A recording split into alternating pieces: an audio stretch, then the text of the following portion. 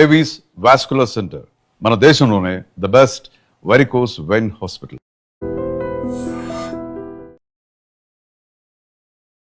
Welcome to I dream. ఈ రోజు మనతో పాటు ఆయుర్వేద డాక్టర్ గుమ్మడివెల్లి శ్రీనివాస్ గారు ఉన్నారు. నమస్తే అండి. నమస్తే అమ్మ. హరే కృష్ణ. సార్, ఈ మధ్య కాలంలో బీపీ అనేది చాలా కామన్ అయిపోయింది. అంటే డయాబెటిక్ ఎంత కామన్ అయిపోయిందో బీపీ కూడా అంత కామన్ అయిపోయింది. అసలు బీపీ రావడానికి మెయిన్గా రీజన్స్ ఏమంటారు? బీపీ రావడానికి మనం ఇంతకుముందు చెప్పుకున్నట్టుగా సాల్ట్ యూసేజ్. సో మన భారత ప్రజలు, ముఖ్యంగా తెలంగాణ సౌత్ ఇండియన్స్, తెలంగాణ ఆంధ్ర ప్రజలు రికమెండెడ్ డోస్ కంటే ఎక్కువ ఉప్పు కన్జ్యూమ్ చేస్తున్నారు. ఒకటి వచ్చేసి పచ్చళ్ళల్లో రోటి పచ్చళ్ళల్లో ఎక్కువగా ఉప్పు వస్తుంది. ఎందుకంటే రోటి పచ్చడిలో మిర్చిని న్యూట్రల్ చేయడానికి, పచ్చిమిర్చిని న్యూట్రల్ చేయడానికి ఉప్పు వేయాలి. ఉప్పు వేయకపోతే కుదరదు. అండ్ నిలువ పచ్చళ్ళకు ప్రసిద్ధి ఏదైనా ఉంది అంటే మన తెలుగు ప్రజలే. సో నిలువ పచ్చళ్ళు మరియు రోటి పచ్చళ్ళలో సాల్ట్ ఎక్కువ వస్తుంది.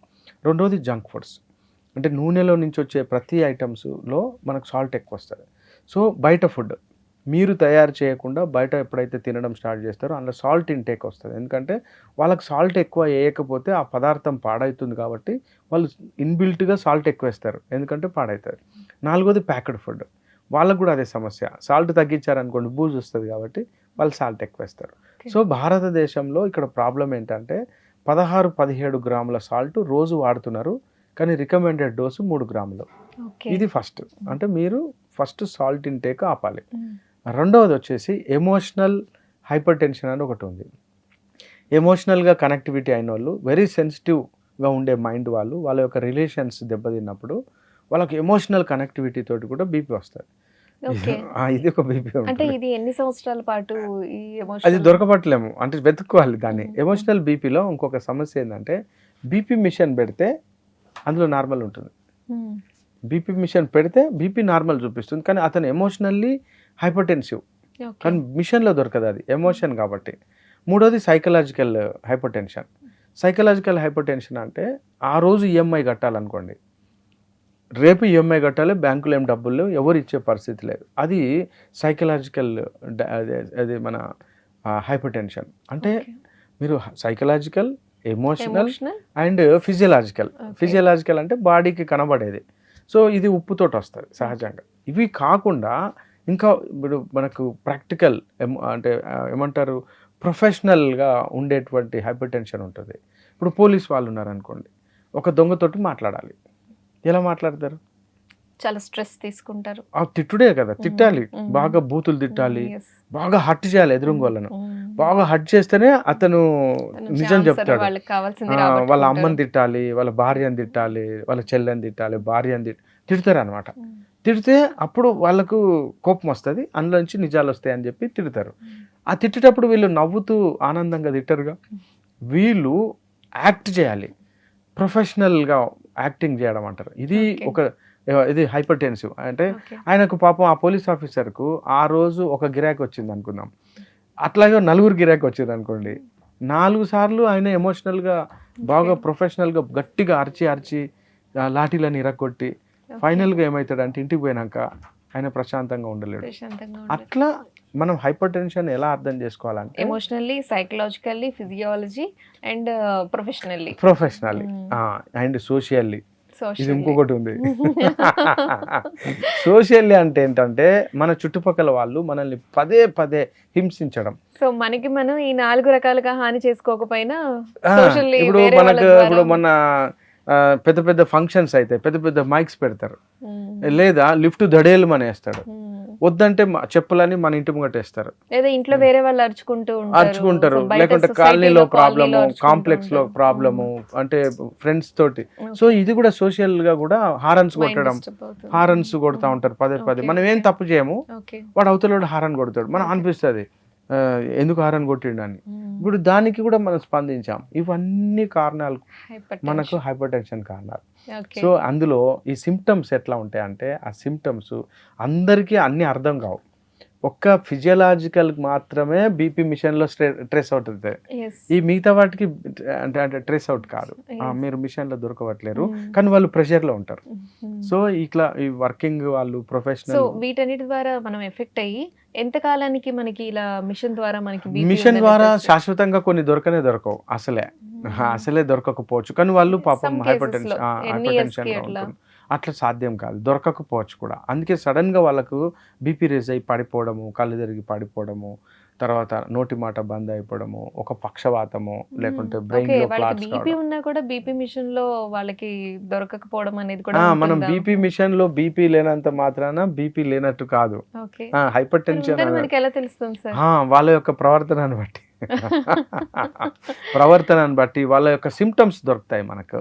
అంటే గుండె దడగా ఉండడము, గుండె 70 కొట్టాలనుకోండి, ఇప్పుడు ప్రొఫెషనల్గా అరిచే పోలీస్ ఆఫీసర్ అని చెప్పాను కదా, తనకు 120 పోతుంది. ఎవరైనా అథ్లెట్ ఉన్నాడు, ఇంకెవరైనా పరిగెత్తే వాళ్ళు ఉన్నారు, ఖచ్చితంగా డ్యాన్స్ చేస్తూ ఉన్నారు, ఖచ్చితంగా యాక్టింగ్ చేస్తూ ఉన్నారు, ఇట్లాంటి వాళ్ళకు 120కి వెళ్ళాల్సిందే. ఒక ఫ్లైట్ దింపుతున్నాడు, లేకుంటే డ్రైవర్, ఆర్టీసీ డ్రైవర్ మన హైదరాబాద్లో సపోజ్, ఆయన పెద్ద పెద్ద స్టీరింగ్ తిప్పాలి, ఆ ఎడ్జ్ కింద 2 వీలర్ వాళ్ళు వస్తూ ఉంటారు ఇటువైపు. ఇప్పుడు అతను ఎంత స్ట్రెస్గా ఉంటాడు, దానికి ఆ మిషన్లో బీపీ చూపించదు, కానీ ఆ స్ట్రెస్ మొత్తం గుండె మీద, గుండె కండరాల మీద, ఆ పైప్ లైన్స్ మీద ఎఫెక్ట్ చూపిస్తుంది అనమాట. కాబట్టి మనం ఇలా డిసైడ్ చేయాల్సింది, ఇలా డిసైడ్ చేయాలి. అప్పుడు వాళ్ళకి కావాల్సినటువంటి కౌన్సిలింగ్ ఇచ్చి వాళ్ళ లైఫ్ స్టైల్ను మార్చుకోవడం, ప్లస్ నిజంగా మిషన్లో కనుక చూపించే పరిస్థితి ఉంటే సాల్ట్ అండ్ జంక్ ఫుడ్స్, మరియు చెప్పాం కదా, సో మనకు ఈ వెజల్స్ డిజార్డర్స్ ఉంటాయి కొన్ని వెజల్స్. మిషన్ లో చూపించిన పరిస్థితుల్లో వాళ్ళు అంటే దాని నుంచి బయటపడాలి, దాన్ని ఆ లైఫ్ స్టైల్ మార్చుకోవడం అంతే. సో ఇప్పుడు ప్రొఫెషనల్ గా ఎమోషనల్ గా స్ట్రెస్ అయ్యే వాళ్ళు, లేదంటే సైకలాజికల్ స్ట్రెస్ అయ్యే వాళ్ళు సడన్ గా మార్చుకోవాలి అంటే ఎట్లా వాళ్ళు కౌన్సిలింగ్ ఫస్ట్, వాళ్ళు ఎక్కడ ఎమోషన్ అవుతున్నారో వాళ్ళు ప్రాక్టికల్ గా జీవించడం నేర్చుకోవాలి. ఇప్పుడు ఆ ప్రాక్టికాలిటీలో వాళ్ళు ఎక్కడ మిస్ అవుతున్నామో చూసుకొని దాన్ని లైఫ్ స్టైల్ మార్చుకోవడము, మరియు వాళ్ళ యొక్క ఆహార విధానాలను మార్చుకోవడం కూడా చేస్తే తప్ప, కొంచెం ఆయుర్వేదంలో మంచి సపోర్ట్స్ ఉంటాయి దీనికి. అలోపతిలోకి వచ్చేసరికి వాళ్ళకు ఈ ఫిజియలాజికల్ స్ట్రెస్కు సంబంధించిన మందులు ఉంటాయి. అంటే మిషన్లో 170, 180, 190 చూపించింది అనుకోండి, మందులు స్టార్ట్ చేస్తారు, యాంటీ హైపర్ టెన్సివ్ టాబ్లెట్లు స్టార్ట్ చేస్తారు. ఓకే, కానీ మిగతా వాటికి సంబంధించి వాళ్ళ దగ్గర పరిష్కారం లేదు. బీపీ చూసి నార్మల్ ఉందని అక్కడ బయట కాంపౌండరో లేదా నర్స్ చూస్తారు, 120/80 ఉంది అని చెప్పి రాసేస్తారు, డాక్టర్ కూడా మిస్ప్లేస్ అవుతాడు అక్కడ. సడన్ గా అలా హైపర్ టెన్షన్ వాళ్ళు తగ్గించుకోవాలి అంటే ఎలా మైండ్ సెట్ చేంజ్ చేసుకోవాలి? మైండ్ సెట్ అంటే ఇప్పుడు మనం ఏ టైప్ అయితే counselling, main counselling and life style change and ప్రాక్టికల్గా జీవించడం మరియు జీవన శైలిని మార్చుకోవడం. వాళ్ళకి అట్లాంటి పరిస్థితి వస్తే ఆయుర్వేద డాక్టర్ గారి దగ్గరకు వస్తే ఇది గుర్తుపడతాడు, ఆయుర్వేద డాక్టర్ ఇది గుర్తుపడతాడు. అలోపతి డాక్టరు ఇవన్నీ గుర్తుపట్టలేడు. మా దాంట్లో వాతపిత్త కఫాలు అని ఉంటాయి కదా, సో వాతపిత్త కఫాలకు సంబంధించిన పారామీటర్స్ లో మేము ఇది గుర్తుపట్టగలం. ఏంటి సార్ బీపీకి ట్రీట్మెంట్ ఏ విధంగా ఉంటుంది? సో బీపీకి ట్రీట్మెంట్ ఫస్ట్ కౌన్సిలింగ్. ఏదైతే ఇప్పుడు ఒక స్టూడెంట్ ఉన్నాడు, తను ఒక నీట్ ఎగ్జామ్ రాశాడు, 3 సార్లు రాశాడు, రాలేదు, 4వసారి అటెండ్ కాబోతున్నాడు, తన యొక్క స్ట్రెస్ ఎలా ఉంటుంది చూడండి. మిషన్లో నార్మల్ ఉంటుంది పాపం, కానీ తను ఎంతసేపు రాలేదు నాకు రాకపోతే ఎట్లా, కుటుంబం ఎట్లా, సొసైటీ ఎట్లా, నా ఫ్రెండ్స్ ఎట్లా, ఇట్లా ఆలోచిస్తూ ఉంటాడు. వాళ్ళకి మంచి కౌన్సిలింగ్ ఇవ్వడం, ప్రాక్టికల్గా వాళ్ళకి లైఫ్ ఎలా లీడ్ చేయాలో నేర్పించడం, కొంచెం ఆహార నియమాలలో ఉన్నటువంటి మార్పులు చెప్పడం, కొన్ని ఆయుర్వేద మందులు ఇవ్వడం, ఇది చేస్తాం. ఆయుర్వేద మందులు అంటే ఖచ్చితంగా డాక్టర్ని కన్సల్ట్ సిచ్యువేషన్ బట్టి మీరు చూసి కౌన్సిలింగ్ ఇచ్చి దాన్ని బట్టి మీరు ట్రీట్మెంట్ చేస్తారు. మెడిసిన్ ఓన్లీ మెడిసిన్ ఉంటుందా సార్? కౌన్సిలింగ్ తర్వాత మెడిసిన్స్ ఇస్తాం. మెడిసిన్ డైలీ అలోపతి మెడిసిన్ లాగా ఆయుర్వేద మందులు కూడా ఉన్నాయి, చాలా రకాల మందులు ఉన్నాయి సార్. మరి ఇప్పుడు ఆయుర్వేదం మెడిసిన్ వేసుకునేటప్పుడు యాజ్ యూజువల్ వాళ్ళు డైలీ బీపీ టాబ్లెట్ వేసుకుంటారు కదా, అవసరం లేదు, అట్లా అవసరం లేదు. అప్పుడు ఏదైనా దాన్ని మానేసి ఇప్పుడు మనం ఆయుర్వేద మందులు కూడా వేసుకోవచ్చు, ప్రాబ్లం ఏముండదు. బీపీ గురించి ఎందుకు వస్తుంది, ఏంటి ట్రీట్మెంట్ ఏ విధంగా ఉంటుంది అనేది క్లియర్ ఇన్ఫర్మేషన్ ఇచ్చారు. Thank you sir. Hare Krishna. And for more videos, please subscribe to iDream. Please subscribe to iDream. Please subscribe iDream. And please subscribe to iDream. For more videos, subscribe to iDream.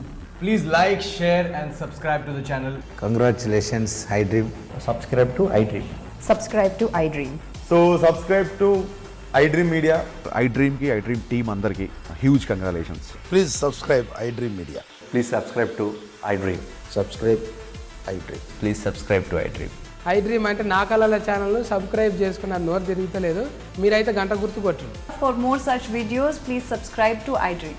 Subscribe to iDream. Please subscribe to iDream. Please subscribe iDream Media. Please do subscribe to iDream. Please subscribe to iDream Media. For best entertainment and information, please subscribe iDream. And don't forget to subscribe to iDream.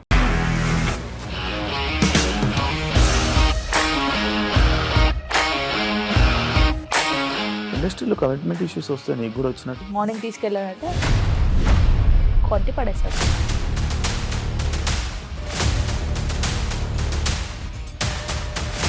ఒక్కళ్ళు కూడా చూడలేదు ఈ cinema అని చెప్పడానికి కూడా చాలా ధైర్యం కావాలి. అది నిజం కదా, దాంట్లో ధైర్యం ఏంటి ఇది? నెక్స్ట్ డే ప్లేట్ మార్చేస్తే తప్పు కదా. As of now we are comfortable this అని నేను అనుకుంటున్నాను. రష్మిక గారిది మీది ఒకే ఊరంట కదా.